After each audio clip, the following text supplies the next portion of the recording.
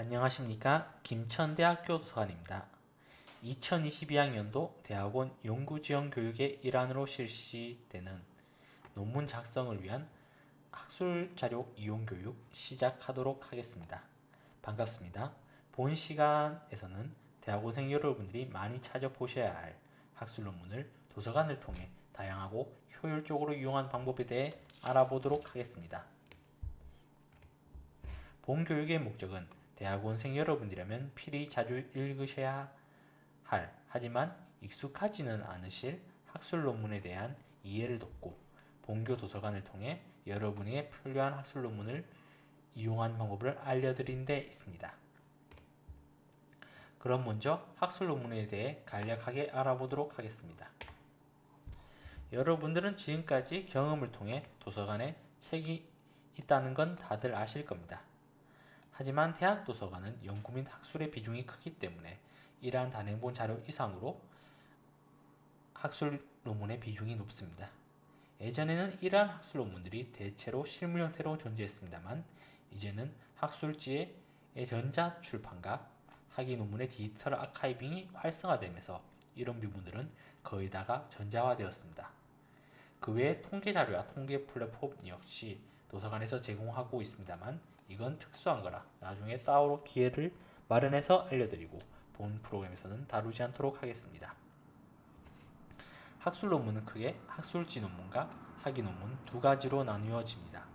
먼저 학술지 논문은 학술지에 게재된 논문입니다. 여기서 논문은 어떠한 주제에 대해 연구한 결과나 의견 등을 일정한 형식에 맞추어 쓴 글이고 학술지는 특정 분야의 학회 등의 단체에서 학술 분야의 논문을 게재한 잡지입니다. 여기서 학회란 특정 분야의 학술적 전문가 집단인 학자로 구성된 단체입니다. 즉 학술지 논문은 특정 분야의 학술적 전문가 집단이 모여 작성한 논문 집합으로 정의할 수 있습니다.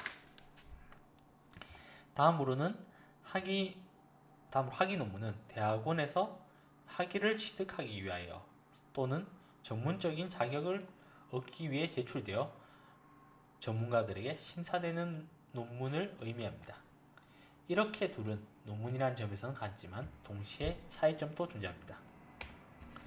공통점부터 살펴본다면 논문이기에 서론, 선행연구, 연구진문 및 목적, 연구가설, 연구방법, 연구결과, 논의, 결론이란 형식을 공유할 것이며 그 글쓰기와 구성이 학술적이어야 하기에 모든 주장과 사실은 다른 논문에 근거할 것입니다.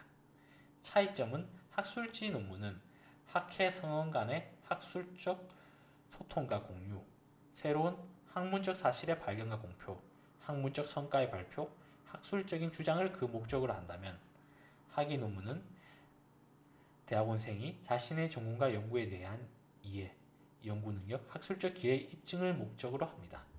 출판적인 관점에서 본다면 학술지 논문은 잡지의 한 부분에 기고되겠지만 학위 논문은 한 권의 책으로 출판됩니다. 이러한 차이점은 각각의 장점과 단점을 구성합니다. 학술지 논문은 앞서 이야기한 대로 학회에서 발간하는 잡지인 학술지에 게재된 논문입니다. 이러한 잡지라는 플롯의 특성에 맞게 학술지는 분기 또는 반기 1회라는 빠른 간격의 출판으로 최신성이 보장되며 전문 연구진 및 교수들이 기고하기에 내용이 매우 전문적이고 퀄리티가 높습니다. 그리고 학회 동료라고 해봐야 서로 공적인 연구자 대 연구자 관계이며 블라인드를 통해 논문을 평가하기에 심사와 검증 역시 매우 신뢰할 만한 특징을 지닙니다. 그에 반해 잡지라는 특성 때문에 20페이지를 넘게 되면 추가적인 원고를 내야 하니만큼 대체로 20페이지 안에 논고를 끝내야 합니다. 그렇다 보니 용어 및 개념적인 부분에서 설명이 충분하진 않습니다. 그리고 학위 논문을 준비하시는 분 입장에서는 학술지 논문의 플롯과 학위 논문의 플롯이 미묘하게 다르기에 모델로 삼기에 어렵다는 점 역시 문제이기도 합니다.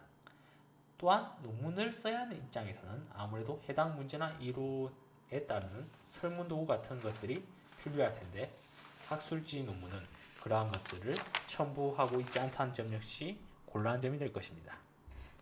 학위 논문은 이러한 학술지 논문과는 다릅니다. 우선 단행본으로 나오기에 분량에 제한이 없습니다. 그리고 학위 논문이란 건 왠지 적게 쓰면 민망합니다. 열심히 했고 많이 알고 있다는 걸 보여줘야 하니까요. 그래서 100페이지 이상 쓰여지는 경우도 적지 않습니다. 때문에 해당 논문에서 다루고 있는 주제나 개념, 용어에 대한 설명이 풍부하고 친절합니다. 또한 같은 학위 논문이니만큼 학위 논문을 쓴 입장에서는 프로스를 참조하기에 좋으며 설문 도구 같은 걸 뒤에다 이제 학위 논문들 다 첨부하고 있기 때문에 연구 도구를 얻기가 수월하다는 점도 큰 장점입니다. 하지만 단점으로는 학위 논문은 연구 계획서 발표 이후 대개 반년에서 1년 정도 시간을 두고 쓰여지기에 최신성이 약간 떨어지는 경우가 있습니다. 그리고 학위 예정자의 논문이기에 이미 해당 분야의 박사 이상의 전문가인 연구원, 교수들이 작성하는 학술지 논문에 비해 퀄리티가 떨어지는 경우도 있으며 블라인드로 칼같이 심사하는 학술지에 비해서 학위 논문은 논문에 대한 기대도 그보다 떨어지고 여러 인간적인 문제들 때문에 그 정도로 엄격하지는 않습니다. 그렇다 보니 연구의 신뢰성이 학술지 논문에 비해서는 떨어지게 됩니다. 학술지 논문이건 학위 논문이건 어느 쪽이 더 낫다라는 걸 이제 제가 말하려고 하는 것은 아닙니다. 각자 특징이 있으니만큼 현재 자신이 처한 상황에서 어떤 논문을 참고하는 것이 더 나은지 판단하는 것이 중요할 것입니다. 그렇다면 여러분들의 대학원 생활에서 어떨 때 논문을 보게 될까요? 흥미로 이제 볼 수도 있을 거고 연구 주제의 탐색을 위해 읽을 수도 있을 겁니다. 사실 학술 논문을 읽을 때 들어가는 시간은 연구 주제 탐색을 위해 읽을 때 가장 많은 시간이 소모되긴 합니다. 하지만 이런 것들도 중요하지만 여러분들이 학술 논문을 읽을 수밖에 없을 때가 있습니다. 바로 학술적인 글을 쓸 때입니다. 논문이 됐든 소논문이 됐든 과제가 됐든 대학원에서의 글쓰기에서 논문을 읽는 것은 필수적입니다. 학술적인 글쓰기에서 논문의 쓰임 역시 단일하진 않습니다. 먼저 선행연구분에서 자신의 연구나 글의 당위를 밝힐 때 학술 논문이 이용되고 자신의 글이 성립되는 데 필요한 사실이나 개념을 설명할 때 혹은 남의 견해를 통해 자신의 주장을 지지할 때 학술 논문은 그래서 활용되게 됩니다. 이중 선행연구는 연구 작성은 연구 주제 탐색과도 일맥상통한 면이 있는데 바로 뒤에서 자세히 살펴보도록 하겠습니다. 먼저 선행연구에서 학술 논문의 기능에 대해서 살펴보도록 하겠습니다. 논문이나 학술적인 페이퍼에서 서론은 바로 앞자리에 위치하며 때로는 이론적 배경과 구분되는 것이 바로 이 선행연구입니다.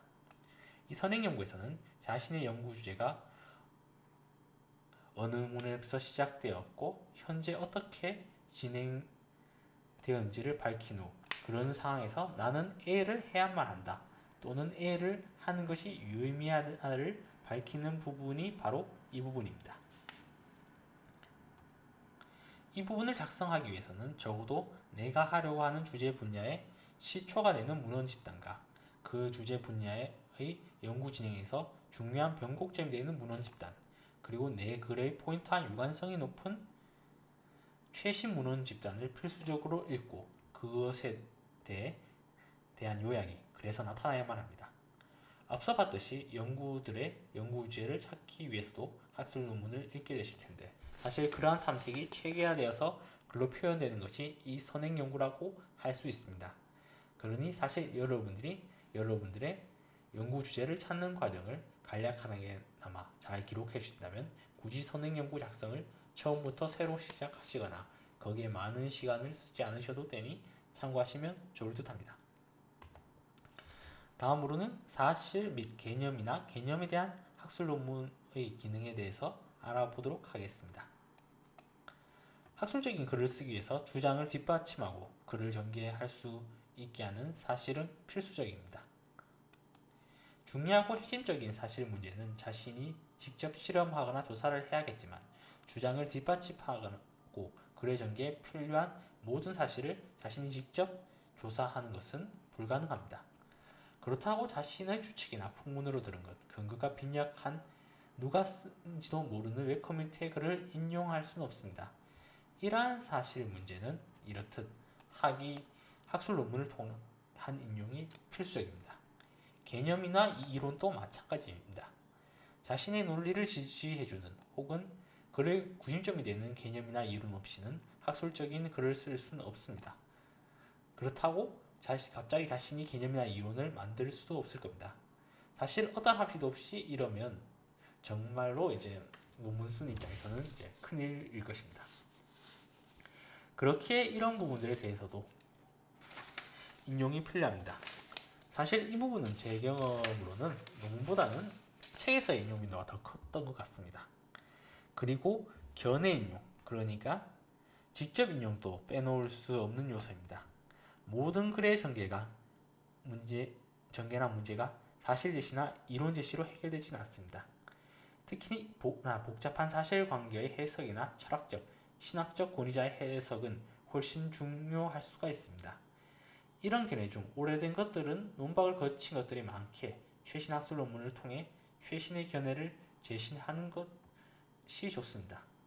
이럴 때 이제 우리는 학술 논문을 통해서 이제 직접 인용을 하게 됩니다. 그럼 학술 논문에 대한 이해 부분은 여기까지 살펴보도록 하겠습니다. 이미 다들 어렴풋이 아실 내용이었기도 하겠지만 이렇게 한번 살펴봄으로 보다 학술 논문과 관련된 개념들이 선명해졌으면 좋겠습니다. 그럼 다음 영상에서는 본격적으로 본교 도서관을 통한 학술 논문을 이용하는 방법에 대해서 알아보도록 하겠습니다. 그럼 다음 영상에서 뵙겠습니다. LMS 이용자께서는 아래 영상을, 유튜브 이용자께서는 다음 영상을 클릭해 주시기 바랍니다. 경청해 주셔서 감사합니다.